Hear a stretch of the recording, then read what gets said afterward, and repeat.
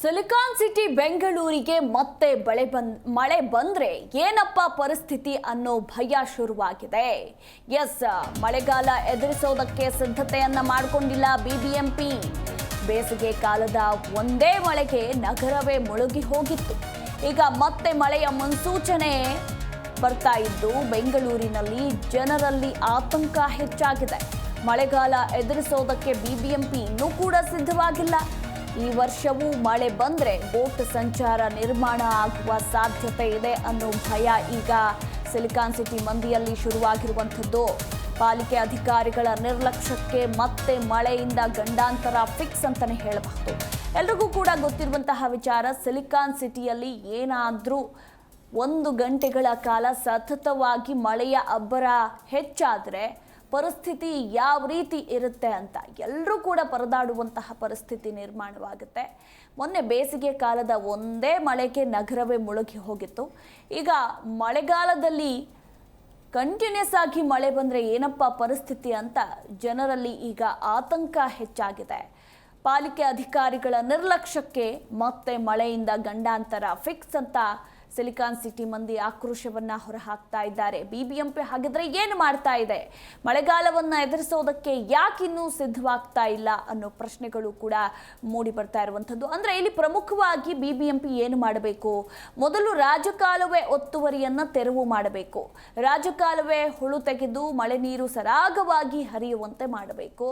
ಇನ್ನು ಮಳೆಗಾಲಕ್ಕೆ ಮೊದಲೇ ಒಣಗಿದ ಮರಗಳನ್ನ ತೆರವು ಮಾಡಬೇಕು. ಇದು ಬಹುಮುಖ್ಯವಾಗಿ ಮಾಡಲೇಬೇಕಾಗಿರುವಂತಹ ಕೆಲಸ. ಇನ್ನು ಮಳೆ ಹಾನಿಯಾಗುವ ಸೂಕ್ಷ್ಮ ಪ್ರದೇಶಗಳನ್ನ ಪಟ್ಟಿ ಮಾಡಿ ನೆರೆಯನ್ನ ತಪ್ಪಿಸೋದಕ್ಕೆ ಕ್ರಮವನ್ನ ಕೈಗೊಳ್ಳಬೇಕು.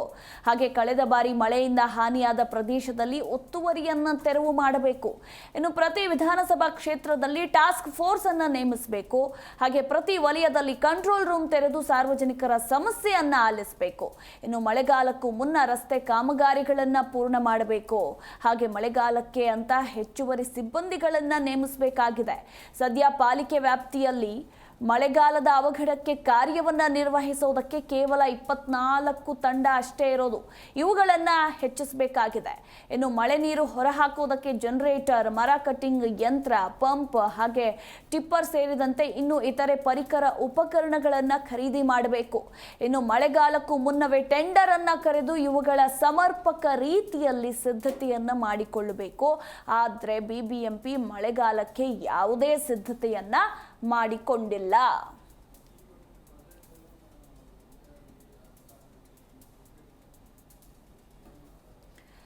ಈಗ ಜನರಲ್ಲಿ ಭಯ ಶುರುವಾಗ್ಬಿಟ್ಟಿದೆ. ಮಳೆಗಾಲ ಬಂತು ಅಂದ್ರೆ ಬೆಂಗಳೂರಿನಲ್ಲಿ ಯಾವ ರೀತಿ ಜೀವನ ಸಾಗಿಸ್ಬೇಕಪ್ಪ ಅನ್ನೋ ಆತಂಕ ಈಗ ಹೆಚ್ಚಾಗ್ತಾ ಇರುವಂಥದ್ದು. ಯಾಕಂದ್ರೆ ಕಳೆದ ವರ್ಷ ಎಲ್ಲ ಕೂಡ ನಾವು ನೋಡಿದ್ದೇವೆ, ವಾರಗಟ್ಟಲೆ ಬೋಟ್ಗಳಲ್ಲೇ ಅಪಾರ್ಟ್ಮೆಂಟ್ಗಳ ನಿವಾಸಿಗಳು ಸಂಚರಿಸ್ತಾ ಇದ್ರು. ಮತ್ತೊಂದು ಕಡೆ ಪ್ರತಿ ವರ್ಷ ಕೂಡ ಬಜೆಟ್ನಲ್ಲಿ ಒಳಚರಂಡಿ, ರಾಜಕಾಲುವೆ, ಸೊ ಇವುಗಳಿಗೆ ಸಂಬಂಧಪಟ್ಟಂತೆ ಒಂದಿಷ್ಟು ಬಜೆಟ್ ಅಂತ ಎತ್ತಿಡ್ತಿದ್ದಾರೆ.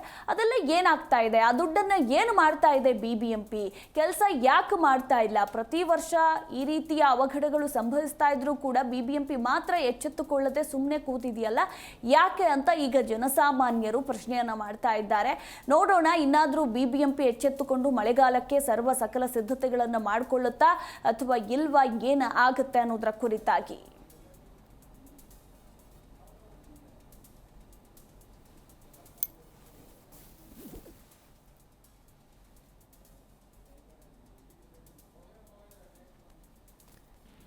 ಈ ಕುರಿತು ಇನ್ನೂ ಹೆಚ್ಚಿನ ಡೀಟೇಲ್ಸ್ ಕೊಡ್ತಾರೆ ನಮ್ಮ ಪ್ರತಿನಿಧಿ ಭವ್ಯ. ಸಿಲಿಕಾನ್ ಸಿಟಿಯಲ್ಲಿ ಏನಾದರೂ ಸತತವಾಗಿ 1 ರಿಂದ 2 ಗಂಟೆಗಳ ಕಾಲ ಮಳೆಯ ಅಬ್ಬರ ಹೆಚ್ಚಾದರೆ ಎಷ್ಟೆಲ್ಲ ಅವಾಂತರಗಳು ಸೃಷ್ಟಿಯಾಗುತ್ತೆ ಅನ್ನೋದು ಗೊತ್ತೇ ಇದೆ. ಆದರೂ ಕೂಡ ಬಿಬಿಎಂಪಿ ಈಗ ಮುಂದೆ ಬರುವ ಮಳೆಗಾಲಕ್ಕೆ ಯಾವುದೇ ಸಿದ್ಧತೆಗಳನ್ನು ಮಾಡ್ತಾನೇ ಇಲ್ಲ ಅನ್ನೋದ್ರ ಕುರಿತು ಮಾಹಿತಿ ಇರುವಂಥದ್ದು. ಬಿಬಿಎಂಪಿ ಯಾಕೆ ಈ ಕಡೆ ಗಮನ ಕೊಡ್ತಾ ಇಲ್ಲ, ಯಾಕೆ ಎಚ್ಚೆತ್ತುಕೊಳ್ತಾ ಇಲ್ಲ ಅಂತ? ಎಸ್ ಮಧು, ಮೊನ್ನೆ ತಾನೇ ಅಂದ್ರೆ ಬಜೆಟ್ ಮಂಡನೆ ಮಾಡುವ ಸಂದರ್ಭದಲ್ಲಿ ಕೂಡ ಇದೇ ಪ್ರಶ್ನೆಯನ್ನ ಕೇಳಿರುವಂತದ್ದು. ಆದ್ರೆ ನಾವು ಈಗಾಗಲೇ ಸಿದ್ಧತೆ ಮಾಡಿಕೊಂಡಿದ್ದೀವಿ ಅಂತಾರೆ. ಆದ್ರೆ ಮೊನ್ನೆದು ಒಂದೇ ಮಳೆಗೆ ನಗರವೇ ಮುಳುಗೋಗಿತ್ತು. ಬಹುತೇಕ ಕಡೆಗಳಲ್ಲಿ ನೀರ್ ನಿಂತಿತ್ತು. ಸದ್ಯ ಮತ್ತೆ ಮಳೆ ಮುನ್ಸೂಚನೆಯನ್ನ ಹವಾಮಾನ ಇಲಾಖೆ ಕೊಟ್ಟಿರುವಂತದ್ದು. ಆದ್ರೆ ಮಳೆಗಾಲ ಎದುರಿಸೋದಕ್ಕೆ ಬಿಬಿಎಂಪಿ ಇನ್ನೂ ಕೂಡ ಸಿದ್ಧವಾಗಿಲ್ಲ ಅಂತ ಹೇಳ್ಬೋದು. ಯಾಕಂದ್ರೆ ಮೊದಲು ರಾಜಕಾಲುವೆ ಒತ್ತುವರಿ ತೆರವು ಮಾಡ್ಬೇಕು, ಹಾಗೇನೆ ರಾಜಕಾಲುವೆಯ ಪ್ರಮುಖವಾಗಿ ಹೂಳು ತೆಗೆದು ಮಳೆ ನೀರು ಸರಾಗವಾಗಿ ಹರಿಯುವಂತೆ ಮಾಡಬೇಕು.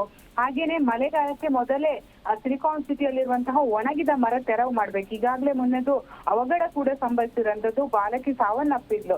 ಹಾಗೇನೆ ಮಳೆ ಹಾನಿಯಾಗುವ ಪ್ರಮುಖ ಸ್ಥಳ ಸೂಕ್ಷ್ಮ ಪ್ರದೇಶ ಪಟ್ಟಿ ಮಾಡಿ ನೆರೆ ತಪ್ಪಿಸಿಕೊಳ್ಳಲು ಕ್ರಮ ಕೈಗೊಳ್ಬೇಕಾಗುತ್ತೆ. ಹಾಗೇನೆ ಕಳೆದ ಬಾರಿ ಮಳೆಯಿಂದ ಹಾನಿಯಾದ ಪ್ರದೇಶದಲ್ಲಿ ಒತ್ತುವರಿ ತೆರವು ಮಾಡಬೇಕು.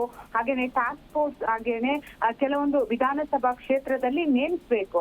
ಹಾಗೇನೆ ಪ್ರತಿ ವಲಯದಲ್ಲಿ ಕಂಟ್ರೋಲ್ ರೂಮ್ ತೆಗೆದು ಸಾರ್ವಜನಿಕರ ಸಮಸ್ಯೆಯನ್ನ ಮೊದಲೇ ಆಲಿಸಬೇಕು. ಹಾಗೇನೆ ರಸ್ತೆ ಕಾಮಗಾರಿಯನ್ನ ಕೂಡ ಪೂರ್ಣ ಮಾಡ್ಬೇಕಾಗುತ್ತೆ. ಅಷ್ಟು ಮಾತ್ರವಲ್ಲದೆ ಮಳೆಗಾಲಕ್ಕೆ ಅಂತ ಹೆಚ್ಚುವರಿ ಸಿಬ್ಬಂದಿಗಳನ್ನ ಪಾಲಿಕೆ ವತಿಯಿಂದ ನೇಮಿಸಿಕೊಳ್ಬೇಕಾಗುತ್ತೆ. ಸದ್ಯ ಪಾಲಿಕೆ ವ್ಯಾಪ್ತಿಯಲ್ಲಿ ಮಳೆಗಾಲದ ಅವಘಡಕ್ಕೆ ಕಾರ್ಯನಿರ್ವಹಿಸಲು ಕೇವಲ 24 ತಂಡ ಇದೆ.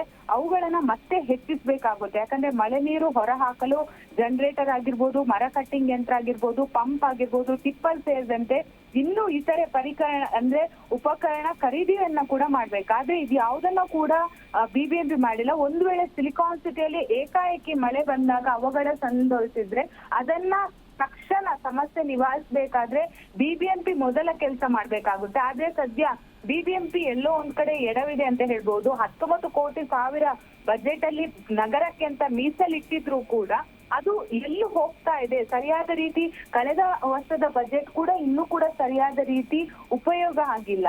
ಮತ್ತೆ ಬಿಬಿಎಂಪಿ ಬಜೆಟ್ ಮಂಡನೆ ಮಾಡಿ ಸಿಲಿಕಾನ್ ಸಿಟಿಗೆ ಅಂತ ಇಷ್ಟು ಹಣವನ್ನ ಇಟ್ಟಿರುವಂತದ್ದು, ಅದು ಎಲ್ಲೋ ಒಂದು ಕಡೆ ಇದು ಪೋಲ್ ಆಗ್ತಿದೆಯಾ ಅನ್ನೋ ಪ್ರಶ್ನೆ ಕೂಡ ಇಲ್ಲಿ ಎದ್ದಿರುವಂತದ್ದು. ಓಕೆ, ಥ್ಯಾಂಕ್ ಯು ಭವ್ಯ ನಿಮ್ಮೆಲ್ಲ ಮಾಹಿತಿಗಾಗಿ.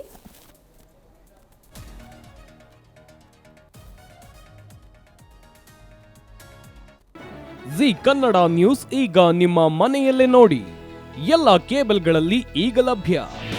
ನಿಮ್ಮ ನೆಚ್ಚಿನ ಜಿ ಕನ್ನಡ ನ್ಯೂಸ್ ಈಗ ಸನ್ ಡೈರೆಕ್ಟ್ ನಲ್ಲಿ number 292, Tata Play number 1664, Jio TV number 1334, NXT digital number 30, in cable number 30, city networks 51, U digital number 162, GTPL number 17, Rockline telecommunications number 42, Shri Basaveshwara cable number 168, rural cable network 60, Vinayaka digital 57, Abhishek cable 821, city channel 53, Siddeshwara cable network 57, ವಿ4 digital infotech 628, Surya digital networks 53, Gajanan digital number 836, Malnad infotech private limited number